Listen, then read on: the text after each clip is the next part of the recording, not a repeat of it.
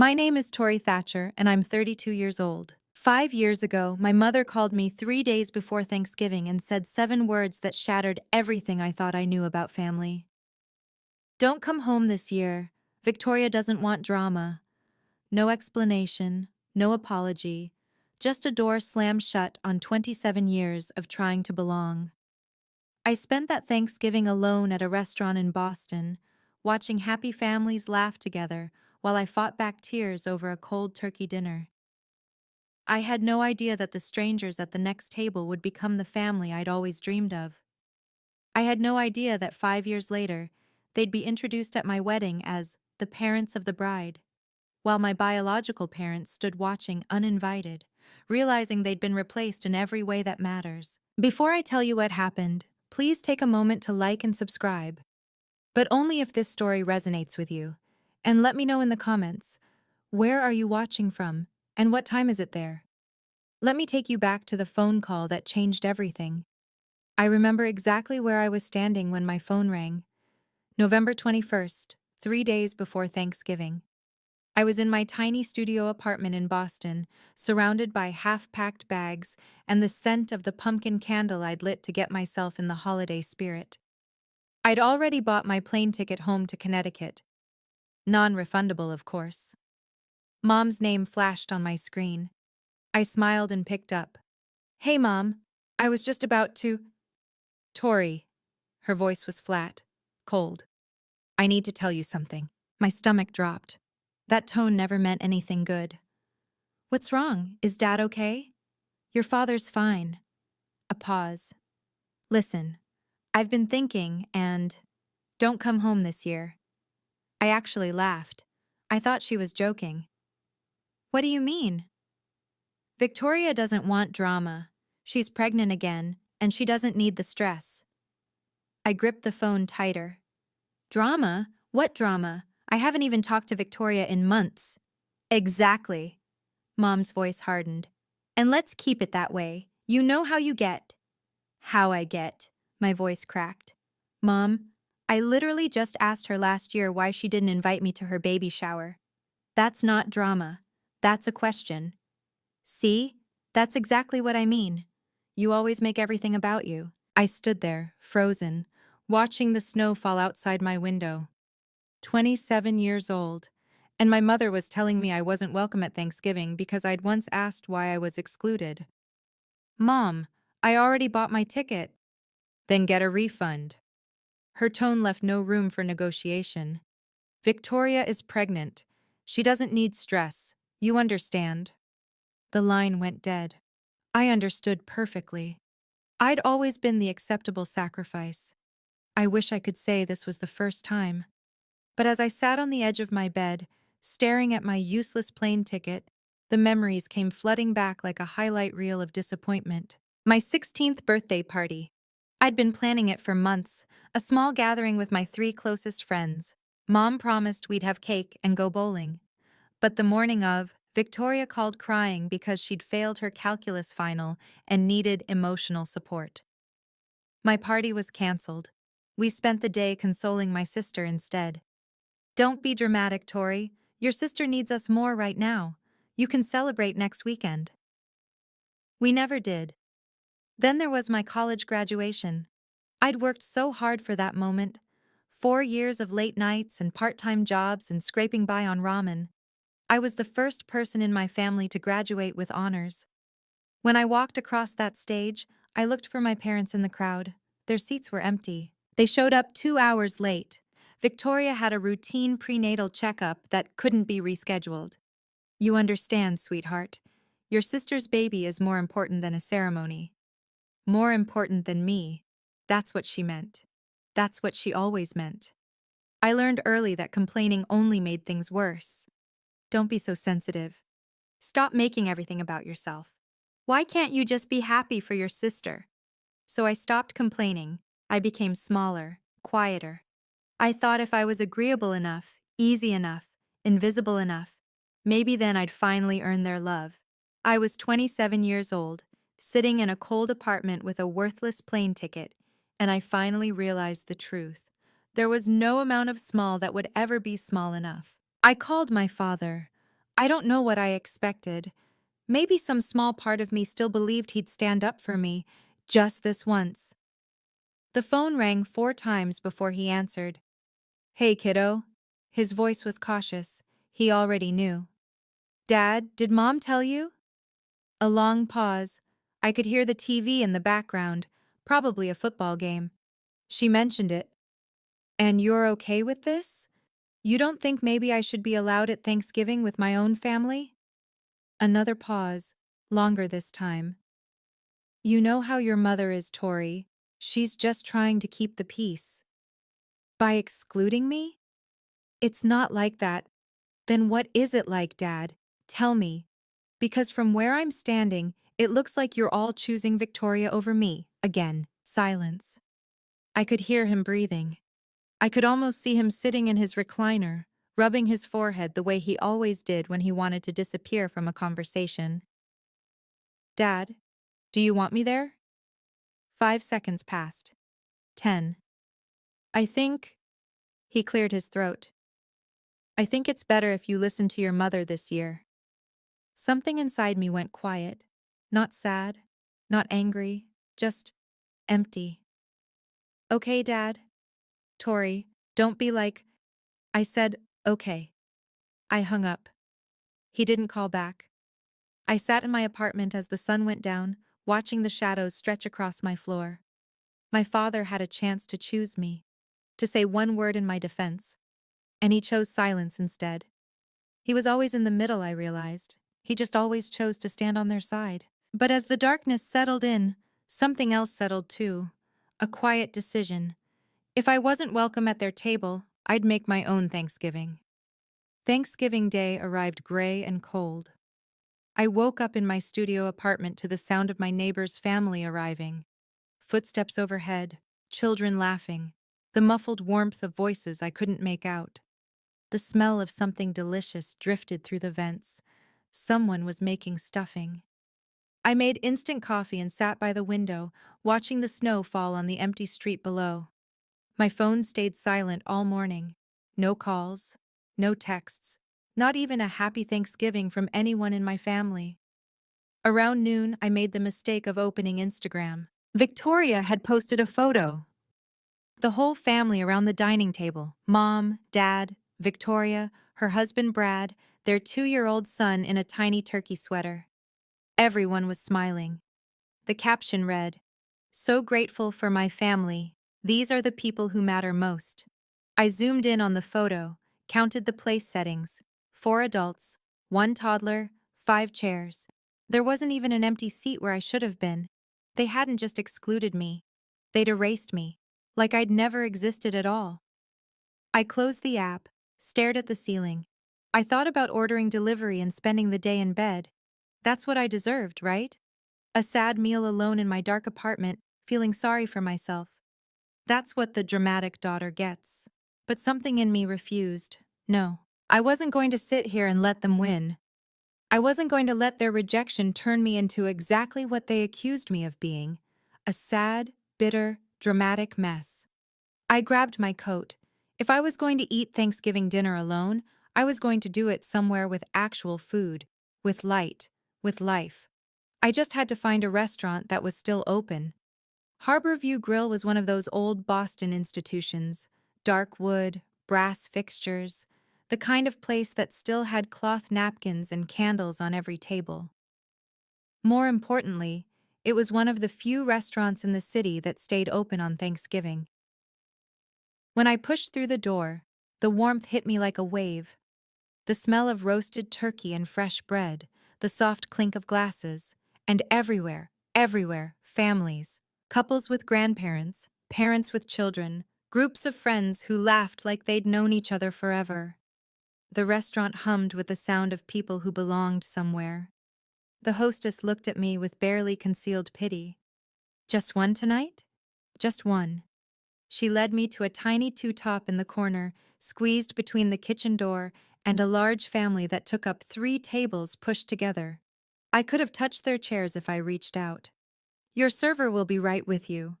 I sat down, opened the menu, tried to look like this was a choice. The family next to me was celebrating hard, An older couple at the head of the table, probably in their late 60s, a middle-aged man with his wife and 2 kids, and a younger man around 30 who kept making everyone laugh.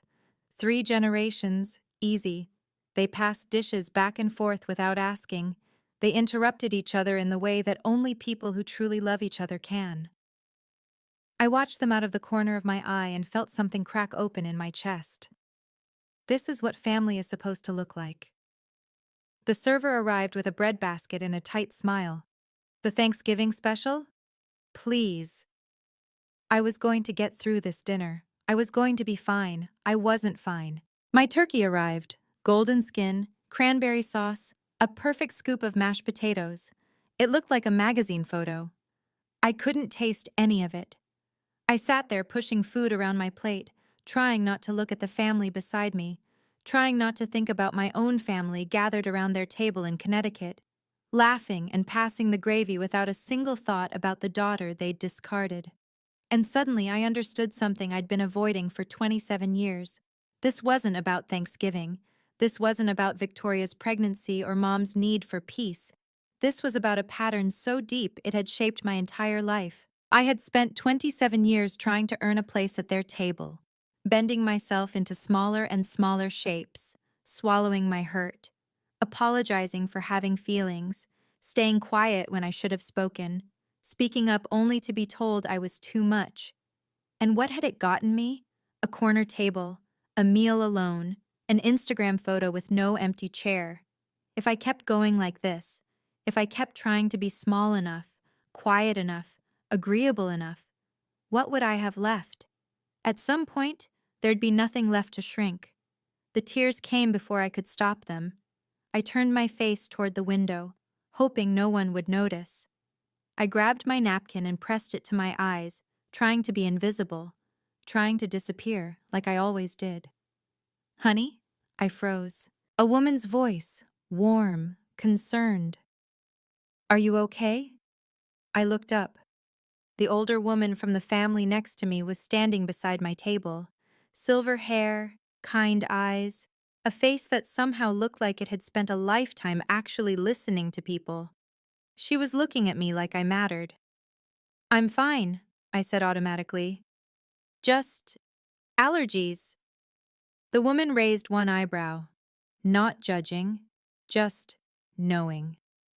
Allergies don't usually make people cry into their napkin on Thanksgiving. I let out a sound that was half laugh, half sob. That obvious? Only to someone who's paying attention. She had a gentle voice, but there was steel underneath, the kind of woman who'd seen things. I'm Eleanor. Tori. Well, Tori. She glanced back at her family, then at me. No one should eat alone on this day. Why don't you come join us? I shook my head immediately. Oh no, I couldn't. I don't want to intrude. You're not intruding. I'm inviting. She smiled. There's a difference. I really appreciate it, but my husband tells terrible jokes, she continued, as if I hadn't spoken. And my son Marcus keeps trying to start political debates. You might as well come suffer with us. From the big table, the older man, her husband, I assumed, waved at me. She won't take no for an answer. Trust me. 43 years, and I've never won an argument. The younger son, Marcus apparently, grinned. He's not wrong. I looked at my cold turkey, my empty table, my napkin still damp with tears. Then I looked at Eleanor Morrison and her warm eyes and her family that somehow had room for a stranger. Okay, I heard myself say. If you're sure I'm not... I'm sure. Eleanor put her hand on my shoulder. Come on. We just opened another bottle of wine, and there's way too much pie. I stood up on shaky legs and followed her to the table, not knowing that this single moment, this small act of kindness from a woman I'd never met, was about to change the entire trajectory of my life. They made room for me like I'd always been there. Someone pulled up a chair. Someone else handed me a plate. Before I could even sit down, I had a glass of wine in my hand and a warm roll on my plate. I'm Richard, the older man said, shaking my hand firmly. This is my wife, Eleanor. Our son Daniel and his wife Sarah, their kids Emma and Lucas, and our youngest Marcus. Hi. I gave an awkward little wave to the table. I'm Tori. Thank you so much for— What do you do, Tori? Daniel asked, passing me the mashed potatoes. I'm a graphic designer, freelance mostly. That's wonderful, Sarah said. I can barely draw a stick figure. Mom, stick figures are easy, Emma said. She looked about 8. Even I can do that. Everyone laughed. Not at anyone, with each other. It was such a foreign sound. Marcus caught my eye from across the table. He was around my age, maybe a little older, with dark hair and an easy smile. Fair warning, my dad's about to tell a joke. I am not, Richard protested. He is, Eleanor said. Richard grinned. Okay, fine. What did the turkey say to the computer? Dad, no, Daniel groaned. Google, Google, Google. The kids burst into giggles. Sarah rolled her eyes. Marcus shook his head. And I actually laughed. A real laugh. For the first time all day. Richard raised his wine glass. A toast to unexpected guests who make our table complete. Everyone raised their glasses, including me. I looked around at these people, strangers, all of them, until 15 minutes ago, and felt something I hadn't felt in years. Warmth, acceptance, belonging. I didn't know families could feel like this. After the main course, while the kids ran off to explore the restaurant and the men argued about football, Eleanor moved to the chair next to mine. How are you doing? She asked quietly. Really? I looked down at my plate. Better. This is really nice. Thank you. You're welcome. She took a sip of her wine. But that's not what I asked. Something about her directness made me want to be honest. I'm okay. I'm just having a hard Thanksgiving. Do you want to tell me why you're really here alone? I hesitated. The truth felt too pathetic to say out loud. My own mother told me not to come home. My sister thinks I'm drama. My father chose silence over me. But Eleanor waited, patient, no judgment in her eyes. My mom called me 3 days ago, I finally said. Told me not to come home for Thanksgiving. My sister is pregnant and she didn't want drama. Drama? That's what they call it when I ask questions they don't want to answer. Eleanor nodded slowly. I see. It's fine, I added quickly. I mean, it's not fine, but it's not fine. Eleanor's voice was gentle but firm. Can I tell you something I learned in 30 years as a family lawyer? I blinked. You're a lawyer? Retired. Family law, she smiled. I've seen every kind of family dysfunction you can imagine, and I've learned that the people who accuse you of causing drama are usually the ones creating it. They just need someone to blame. The words hit me like a physical force. You're not the problem, Tori. Eleanor put her hand over mine. You never were. I couldn't speak. I could barely breathe.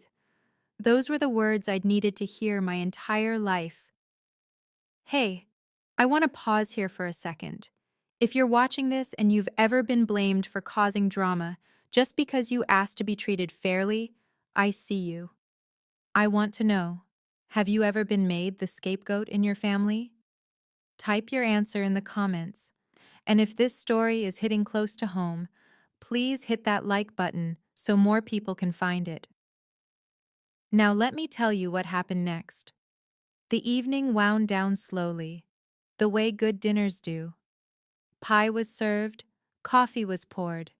The kids fell asleep on Sarah's lap, exhausted from running circles around the restaurant. When the check came, I reached for my wallet, but Richard waved me off. Please, he said, our treat. I can't let you. You can and you will. He smiled. Consider it a Thanksgiving tradition.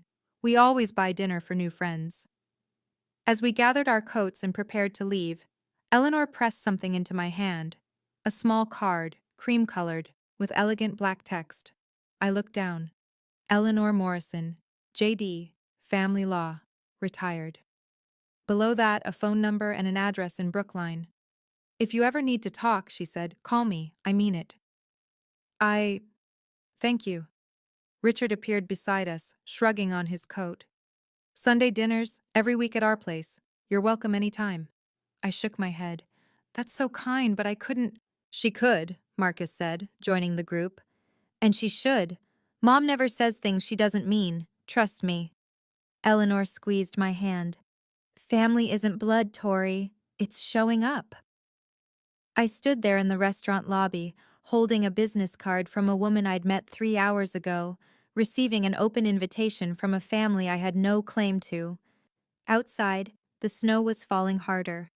Through the window, I could see families hurrying to their cars, children carried on shoulders, grandparents clutching to-go containers of leftover pie. I looked back at the Morrisons, Richard helping Eleanor with her scarf, Daniel herding sleepy children, Marcus waiting by the door with an expectant look. Okay, I said. Maybe I'll stop by sometime. Eleanor smiled like she'd known I'd say yes all along. I had no idea I'd just met my future family. I didn't go to Sunday dinner the next week, or the week after that. It felt too strange, too forward, too much like I was imposing on someone else's family. But Eleanor called. Just to check in, she said, just to see how I was doing. By early December, I finally accepted the invitation. That first Sunday, I stood on the Morrisons' porch in Brookline for 5 full minutes before I worked up the courage to knock. The house was exactly what I'd imagined, a beautiful Victorian with a wraparound porch and lights in every window. It looked like the kind of place where good things happened. Eleanor opened the door before I could change my mind. There you are. She pulled me into a hug like it was the most natural thing in the world. We saved you a seat. That was the first of many Sundays. Over the next 6 months, I became a regular at the Morrison dinner table. Richard taught me to play chess, even though I lost every single game. Eleanor showed me her secret pie crust recipe, the one she swore she'd never written down. Daniel's kids started calling me Aunt Tori without anyone telling them to. And Marcus? Marcus and I became friends. Real friends. The kind who texted random thoughts at 2 a.m. and argued about movies and sat next to each other at dinner without anyone having to arrange it. I didn't hear from my biological family once. Not a call, not a text, not even a Christmas card. For the first time in my life, I stopped noticing. Because for the first time, I wasn't performing for love. I wasn't shrinking myself to fit into someone else's expectations. I was just loved. It felt like finally coming home. One spring afternoon, about 8 months after that first Thanksgiving, Eleanor and I were sitting on her back porch. The garden was just starting to bloom, tulips pushing up through the soil, birds fighting over the feeder. Richard was inside, watching a game with Marcus. We could hear them shouting at the TV. Have you heard from your parents? Eleanor asked. I watched a robin land on the fence. No, and I haven't reached out either. She nodded, no judgment in her eyes. Do you want to? I thought about it, really thought about it. Sometimes, I admitted. In the middle of the night, mostly.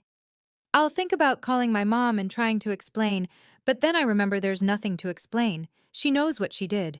She just doesn't think it was wrong. That's a hard thing to accept. It is. I pulled my cardigan tighter. I keep waiting to feel guilty. Everyone says you should forgive your family no matter what.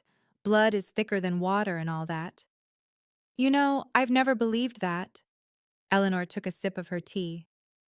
In my career, I helped a lot of people find legal recognition for the families they've built, not the ones they were born into. I turned to look at her. What do you mean? She smiled, soft and knowing. Just that the law recognizes what the heart already knows. That family can be created, not just inherited. There are ways to make those bonds official, if a person wants to. I didn't fully understand what she was hinting at. Not yet. Something to think about, Eleanor said. Whenever you're ready. She patted my hand and changed the subject to her tomato plants. But her words stayed with me. They would take root slowly and bloom at exactly the right time. It happened so naturally that I almost didn't notice it happening. 2 years after that first Thanksgiving, Marcus and I weren't just friends anymore. We were something more. something that had grown so gradually that when we finally acknowledged it, it felt less like a beginning and more like a recognition of what had always been there. He asked me to dinner at Harborview Grill, the same restaurant where we'd met. "This feels circular," I said, sliding into the booth. "That's the point." Marcus was nervous. I could tell by the way he kept adjusting his napkin. "I wanted to bring you back to where it all started." "Where what started?" He reached across the table and took my hand. "Tori, I've been trying to figure out how to say this for months." He took a breath. "I want to spend the rest of my life choosing you, every single day." My heart stopped. "Marcus? I know your family hurt you. I know you're scared of people who are supposed to love you letting you down." His eyes were steady on mine. "But I'm not going anywhere. I never have been." He pulled out a small velvet box. "Tori Thatcher, will you marry me?" I couldn't speak. I couldn't breathe. I looked at this man who'd been my friend first, my confidant second, my rock through 2 years of healing, and I saw my future. "Yes," I whispered. "Yes." He slipped the ring on my finger. The restaurant erupted in applause. I'd been so focused on Marcus I hadn't even noticed the other diners watching. And then I saw them. In the corner booth, Richard and Eleanor, champagne already poured, beaming at us like they'd known all along. "Mom couldn't resist," Marcus laughed. I was going to officially become a Morrison. The wedding planning began immediately. Venue options, catering tastings, flower consultations. It was overwhelming and exciting and everything I'd never let myself dream about. But one question kept me up at night. The wedding invitations would need a line for parents of the bride. And I had no idea what to write there. Robert and Linda Thatcher? They hadn't spoken to me in over 2 years, hadn't called on my birthday, hadn't acknowledged my existence in any way. I couldn't put their names on my wedding invitation. They hadn't earned that honor. I was pacing in the Morrisons' living room one evening when Eleanor found me. "What's troubling you, sweetheart?" I told her about the invitation, about the impossible line I couldn't figure out how to fill. Eleanor sat down and patted the cushion beside her. "There's something I mentioned to you once, about legal recognition for chosen family. Do you remember?" I nodded slowly. "You said the law recognizes family that's created, not just inherited." "Adult adoption," Eleanor said gently. "It's a legal process where a consenting adult is formally adopted by another family. It creates a legal parent-child relationship, new birth certificate, new legal next of kin status, everything." My heart was pounding. That's a real thing?" "Very real. I've helped many people through the process." I looked at this woman who'd pulled me into her family on the loneliest night of my life, who'd fed me Sunday dinners and taught me about pie crust and shown me what a mother could be. "Eleanor," my voice cracked, "would you and Richard consider—" She pulled me into her arms before I could finish the sentence. "We've considered you our daughter since the first Thanksgiving," she whispered. "We were just waiting for you to be ready." The adoption process took several months. Paperwork, court appearances, legal filings. But with Eleanor guiding me through every step, it felt less like bureaucracy and more like a ceremony.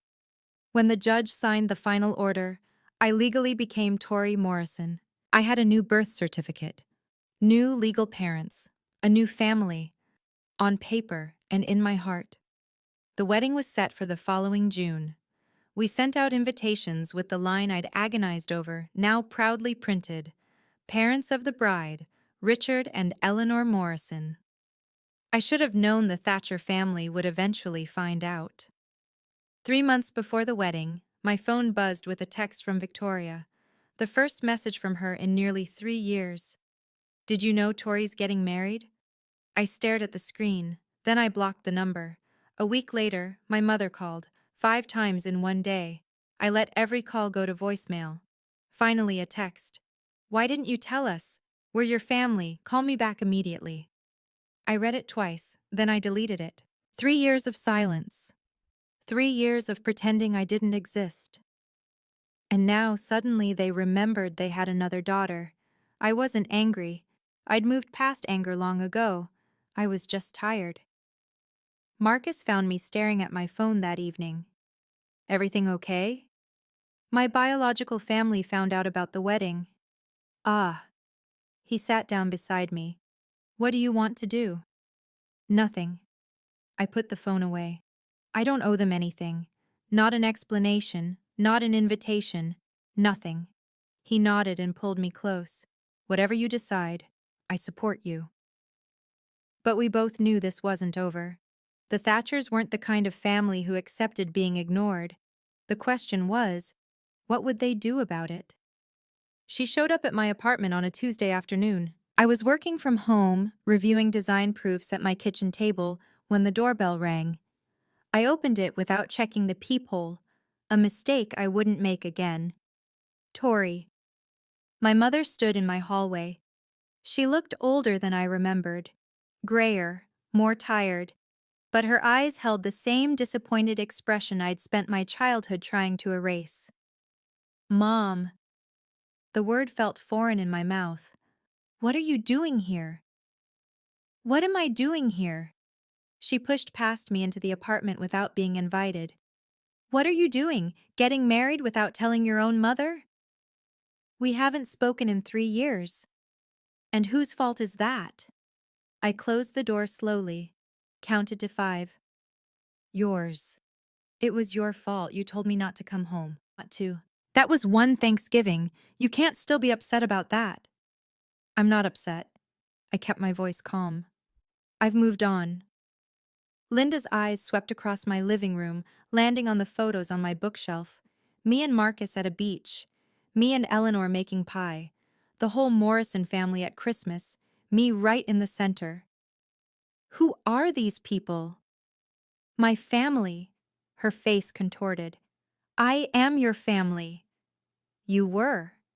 I met her gaze evenly. You chose not to be. Remember? Victoria didn't want drama. That was years ago. And in those years, you never once called, never checked if I was alive, never acknowledged my existence. I felt eerily calm. So no, Mom, you don't get to show up now and act like you have a claim on me. I want an invitation to the wedding. No. Her jaw dropped. Excuse me? You heard me? I walked to the door and opened it. You don't get to erase me and then demand a seat at my table. The wedding day dawned golden and perfect. June in Napa Valley. A vineyard with rolling hills and endless rows of grapevines.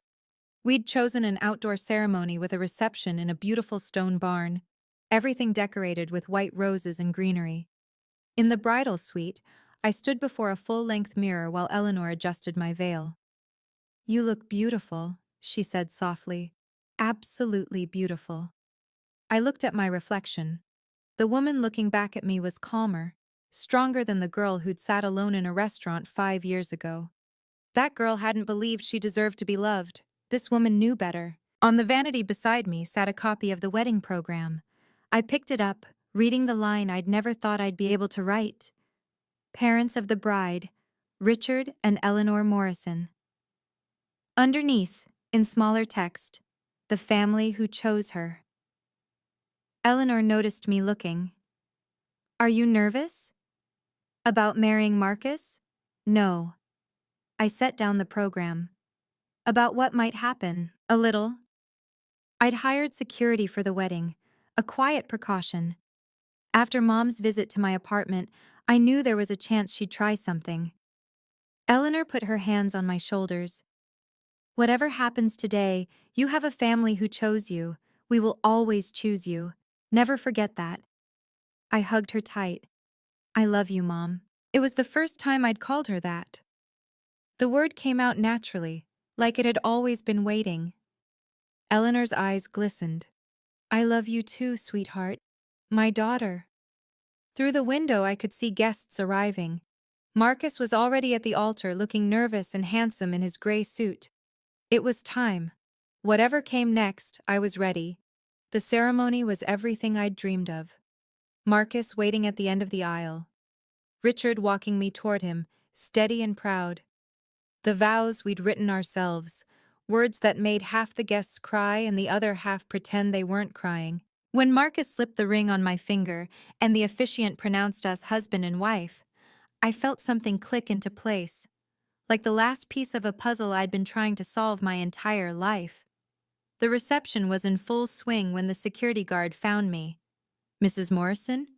He appeared at my elbow, discreet and professional. "There are two people at the entrance. They claim to be your parents." I'd expected this. Part of me had been waiting for it all day. Marcus appeared beside me. "What's going on?" "My biological parents are here." His expression hardened. "I'll handle it." "No." I took his hand. "This is my moment. I'll handle it." I considered my options. I could have them removed. I could pretend they weren't there. I could avoid the confrontation entirely. But something in me said no. Let them see. Let them see what they lost. Let them see the family who stepped up when they stepped away. Let them witness the life I built without them. "Let them in," I told the security guard. "But don't seat them with the family. Put them in the back." "Are you sure?" Marcus asked. "I'm sure." The guard nodded and disappeared. A few minutes later, I saw them, Linda and Robert Thatcher, standing uncertainly at the edge of the reception, looking around at the 100+ people who were celebrating their daughter's wedding. Their daughter, who they hadn't spoken to in 3 years. The MC was about to make his announcement. Perfect timing. "Okay, this is the moment. Before the big reveal, I have a question for you. If you were in my shoes, would you have let your biological parents into your wedding?" Type yes or no in the comments. I want to know what you would have done. And if you're dying to see what happens next, make sure you're subscribed with notifications on. Now let me tell you about the moment everything changed. The MC stepped up to the microphone. The music softened. "Ladies and gentlemen, if I could have your attention, please." The room quieted. Guests turned toward the front. Champagne glasses paused halfway to lips. "Before we continue the celebration, I'd like to introduce some very special people." I watched my biological parents from across the room. Linda was craning her neck, trying to see. Robert stood behind her, hands in his pockets, looking uncomfortable. They had no idea what was coming. "Please join me in welcoming the parents of the bride." Linda straightened up. I could see her preparing to acknowledge the introduction, to accept the recognition she believed was rightfully hers. "Richard and Eleanor Morrison!" The room erupted in applause. Richard and Eleanor stood from the head table, beaming, waving to the guests. People cheered. Someone whistled. The photographer snapped photos. And across the room, my mother's face went white. I watched it happen in slow motion. The confusion, the disbelief, the moment she realized what those words meant. Richard and Eleanor Morrison, the family who chose Tori and whom Tori chose in return. Linda grabbed Robert's arm. "What did he just say?" Robert looked stunned, speechless. Around them, guests clapped and smiled, completely unaware that the older couple in the back had any connection to the bride at all. To everyone else at this wedding, Richard and Eleanor Morrison were simply what they appeared to be: my parents. Linda's mouth opened and closed. No sound came out. She looked at the happy couple accepting congratulations, then at me standing with my husband, and the truth finally settled over her like a cold wave. She had been replaced. Completely. Officially. Legally. And everyone in this room knew it except her.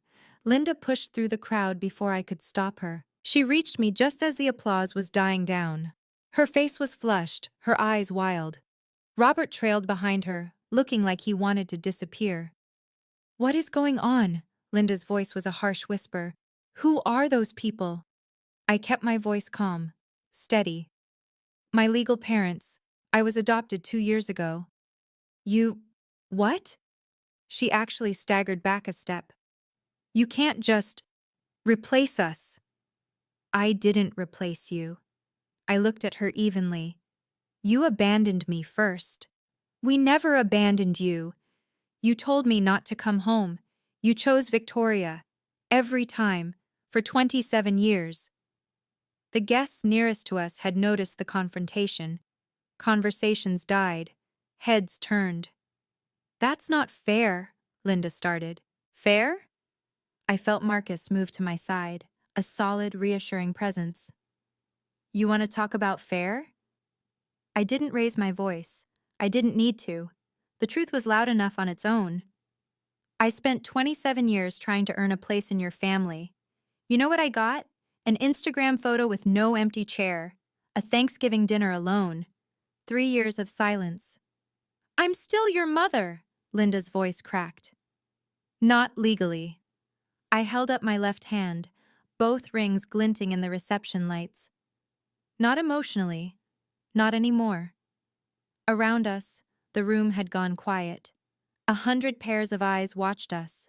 Linda looked around, suddenly aware of the audience. Her cheeks burned red. This is humiliating, she hissed. Then leave. My voice was soft. Final. You showed up uninvited to my wedding. You don't get to be the victim here. She stared at me like she was seeing a stranger. Maybe she was. The daughter who never fought back had finally stopped shrinking. And then, for the first time in my entire life, my father spoke up. Tori. His voice was rough, broken. I'm sorry.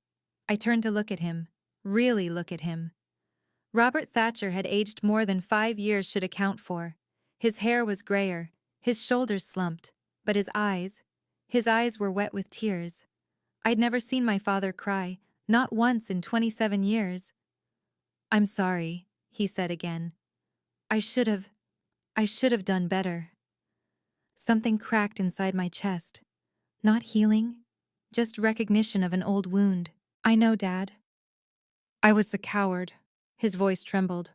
I always was. I knew how your mother treated you, how Victoria treated you, and I stood there. I let it happen. Linda grabbed his arm. Robert, what are you? He shook her off, kept his eyes on me. You were my daughter. You were my little girl, and I let them make you feel like you didn't matter. A tear rolled down his cheek. I'm so sorry. The words I'd waited 3 decades to hear, and they came too late. I know you're sorry, Dad. My voice was gentle but firm. But sorry doesn't undo the years you stood by and watched. Sorry doesn't give me back my childhood. Sorry doesn't make this okay. I know. He nodded, wiping his eyes. I know it doesn't. Eleanor appeared at my shoulder. She didn't say anything, just placed her hand on my arm. A quiet reminder that I wasn't alone. Linda stared at Eleanor with barely concealed hostility. You, she spat. You're the one who stole my daughter. Eleanor's expression didn't change. I didn't steal anything, Mrs. Thatcher. Then what do you call this? Richard Morrison stepped forward, positioning himself beside his wife. Richard Morrison wasn't a confrontational man. In the years I'd known him, I'd never once heard him raise his voice. But when he spoke now, there was a steel in his tone that silenced everyone. I think it's time for you folks to leave. Linda's jaw dropped. Who are you to tell us? I'm her father. Richard's voice carried across the quiet reception. Legally and in every way that matters. You stole our daughter! Richard shook his head. Calm. Certain. No, ma'am. We didn't steal anything. You gave her away. We just picked up what you threw out. Linda flinched like she'd been slapped. 5 years ago, Richard continued, this young woman was sitting alone in a restaurant on Thanksgiving because her own family told her she wasn't welcome. My wife invited her to our table. We fed her. We talked to her. We treated her like a human being. He stepped closer to Linda, his voice dropping. Do you know what she told us that night? She said she couldn't remember the last time she felt like she mattered to someone. 27 years old, and she couldn't remember ever feeling wanted by her own family. Linda opened her mouth. No sound came out. We didn't steal your daughter. We just showed her what family is supposed to look like. The rest was her choice. He turned to face the gathered crowd. Now, this is my daughter's wedding day, the happiest day of her life, and I won't let anyone, ruin it. He nodded to the security guards, who had been standing discreetly nearby. Please escort these people out. As the guards approached, Richard put his arm around me. Tori is a Morrison now, he said quietly, and Morrisons protect their own. This is what a father sounds like.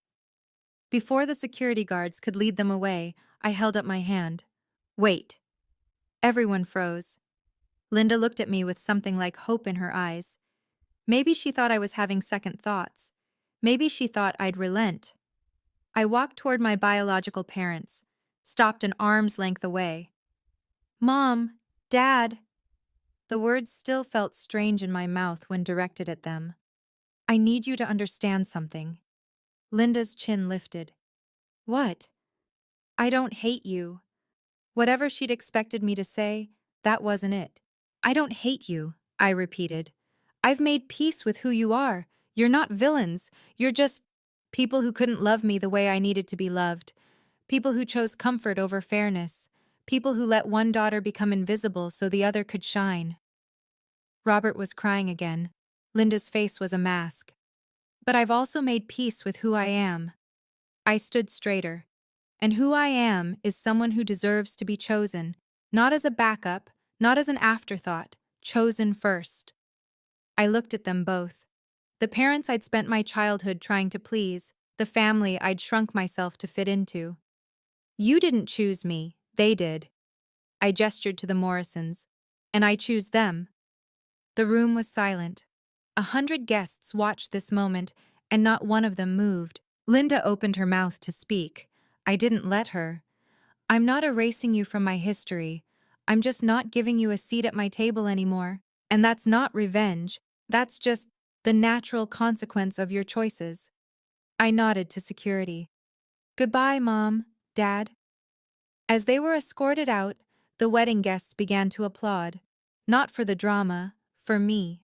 The rest of the wedding was everything I'd hoped for. We danced, we laughed, we cut the cake while everyone cheered. Marcus twirled me around the dance floor until I was dizzy with joy. For those few hours, I let myself forget about the confrontation and just be happy. But the next morning, my phone started blowing up. Texts from cousins I hadn't heard from in years, messages from aunts and uncles I barely knew. The extended Thatcher family had heard about what happened at the wedding, and they had opinions. How could you do this to your mother? Family is family no matter what. You've broken your father's heart. I deleted them without responding. But then came a text from someone unexpected. My Aunt Patricia, my father's younger sister. Tori, I heard what happened. I want you to know. I'm proud of you. I stared at the screen. I always knew Linda and Victoria treated you wrong. I tried to say something once, and your mother stopped speaking to me for a year. But you deserved better. You always did. My eyes burned. I typed back. Thank you. That means more than you know.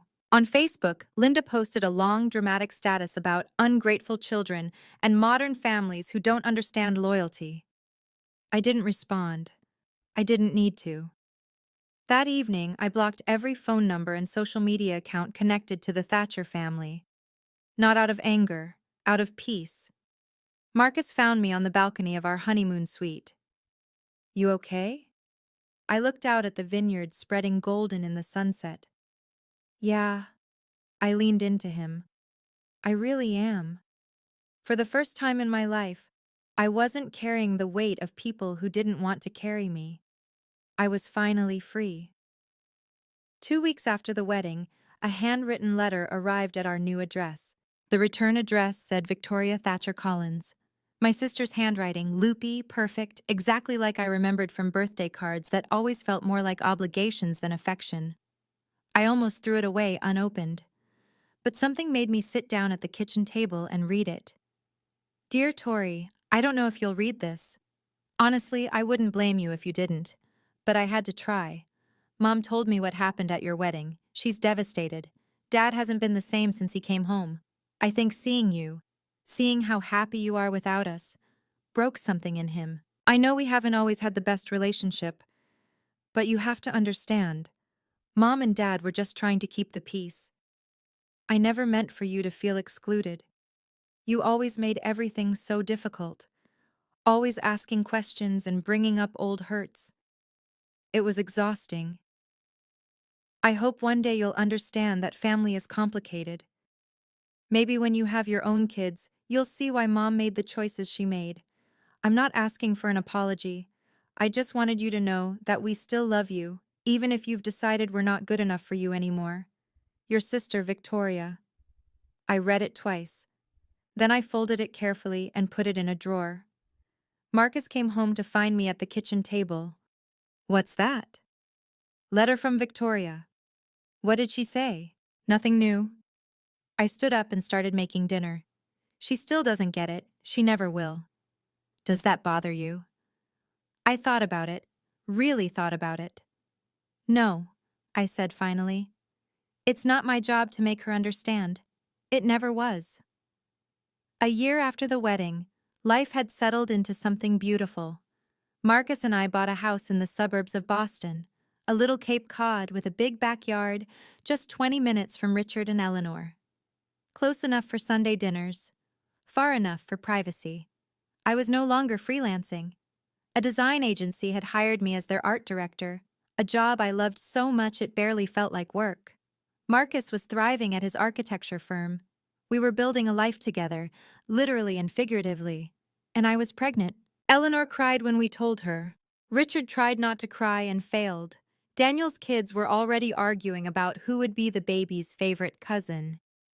One Sunday afternoon, Eleanor and I were setting up the nursery, painting the walls a soft sage green, arranging tiny furniture that seemed impossibly small.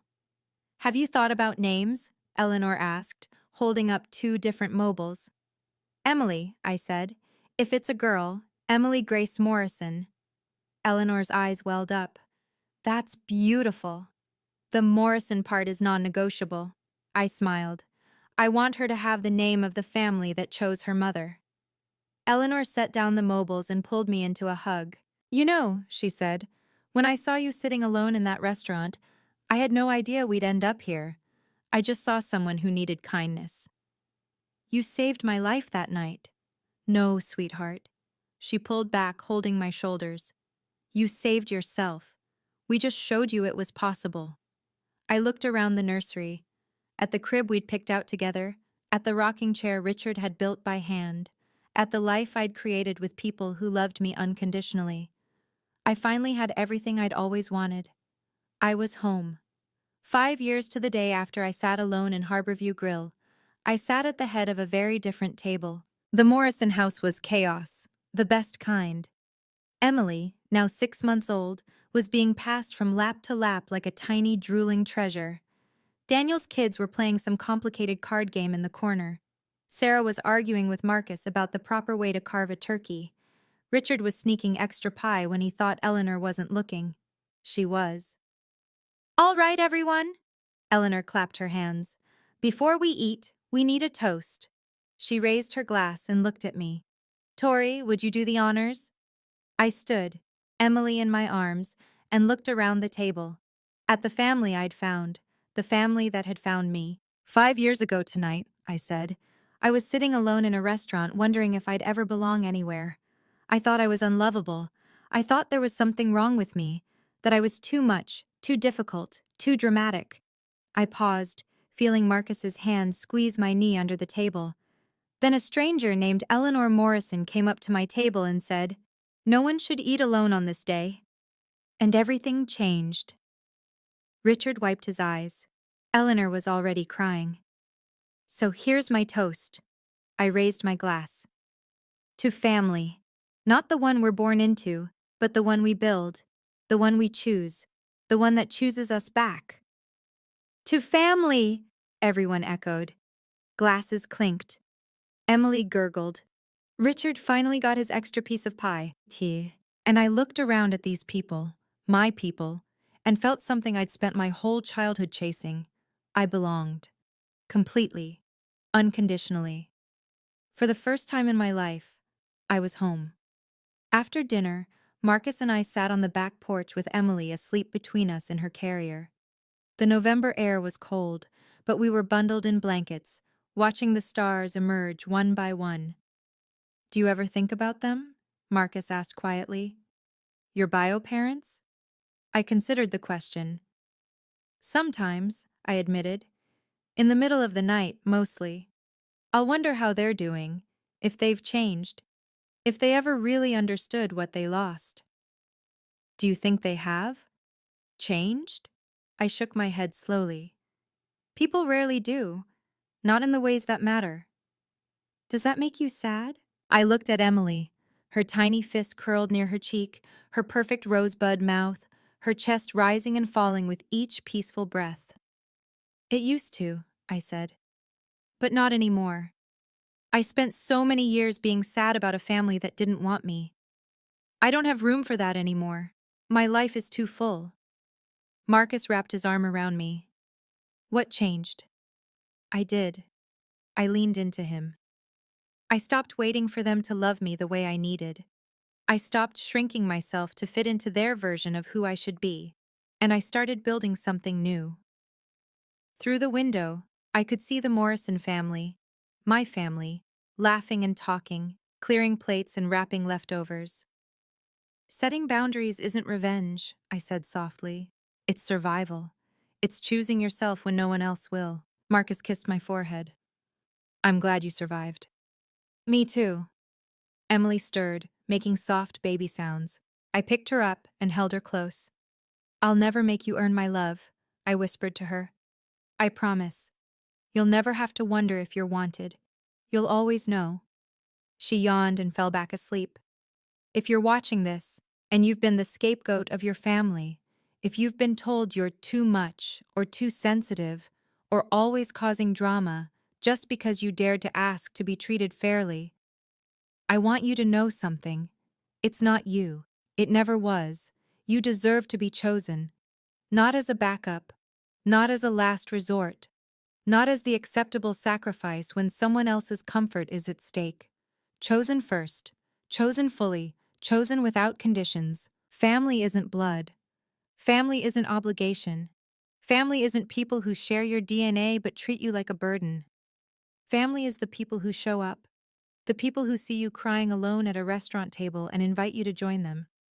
The people who open their Sunday dinners and their hearts and their legal documents to make you officially, permanently, undeniably theirs. I spent 27 years trying to earn love from people who were never going to give it.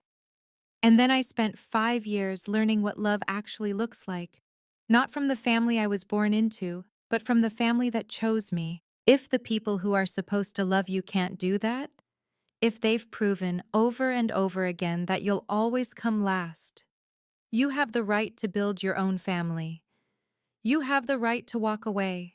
You have the right to be happy. That's not revenge. That's not drama.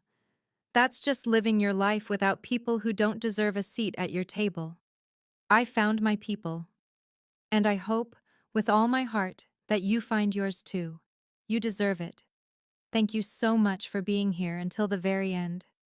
If my story touched you in any way, please take a moment to like, subscribe, and hit that notification bell. It really helps more people find these stories. I want to hear from you. Have you ever had to set boundaries with your own family?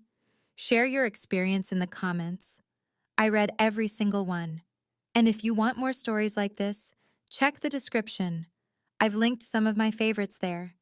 Until next time, remember, you deserve to be chosen.